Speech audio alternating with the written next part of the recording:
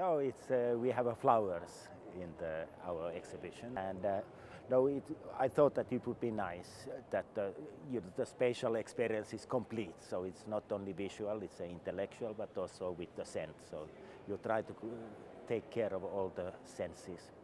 What I have realized working with digital production methods, which are all new, it gives a lot of advantages in one way. You can do things which you were not able to do before as a one piece. You needed to have a big molds or big stamps, etc. So these digital methods allow you to do a kind of a special things, which everybody talks about it. But I have also realized that they're very difficult. They are challenging, that you end up either polishing them or cleaning them or finishing them with the hand, which is, I think, perfect combination of possibilities for technology, but also opportunities to use the traditional craftsmanship. So in my exhibition, we have big 3D printed lights, which are limited editions. So they will be done both versions, only 8 pieces forever. And they are 3D printed. They are big lights with 1,500 small spikes coming out of them and light radiating through that. One is done with the copper and the 3D printing method. One is completely 3D printed. And these both products or pieces are called the porcupine. Then I have worked with a small startup company in Finland called Live, and they have specialized in sending things in mail. They've been working a lot previously on the mail order catalogs and the magazine promotional objects. And now they wanted to create design objects. So they are laser cut pieces, which comes in a very refined and beautiful packaging. And you assemble it quite simply at home. One is a flower vase for only single flower. You know, I'm a big flower buyer since I have a girlfriend. And I always have the problem of having it, one flower in the big vase and kind of falling it down. And I always been wanted to have this beautiful flower vase for one flower. And another object is the more traditional object in one way. It's a chandelier for 4 candles. I think when I get introduced the opportunity to be in a Palazzo Litta, I start to realize that this is the context where I like to be presented. It is where the designers and the companies that I admire are in.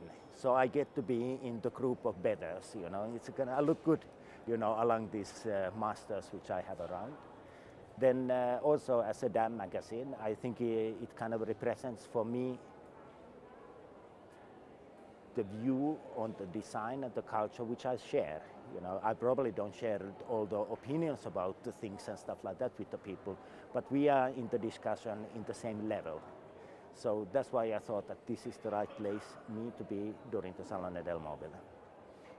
I come from Finland, and Finland is in one way a rare country because it has a strong design tradition. The country's national identity is quite much built on the design. You know, when you hear something about Finland, they say, it's a design and architecture.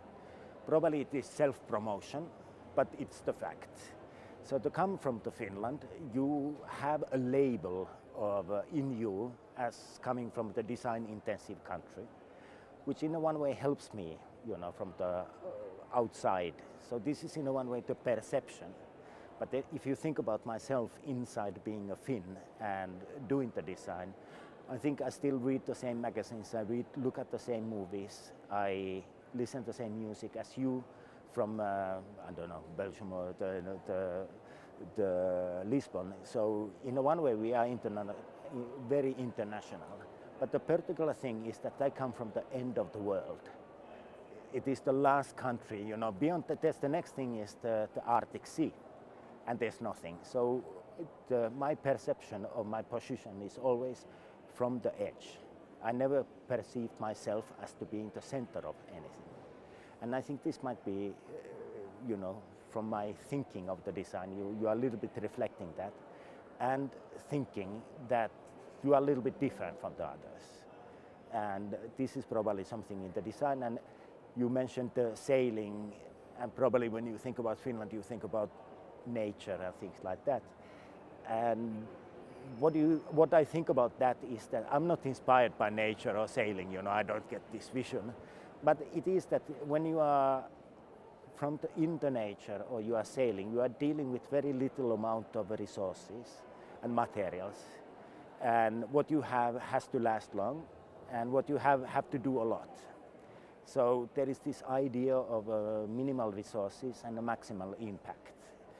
And I hope that is reflected in the design of mine.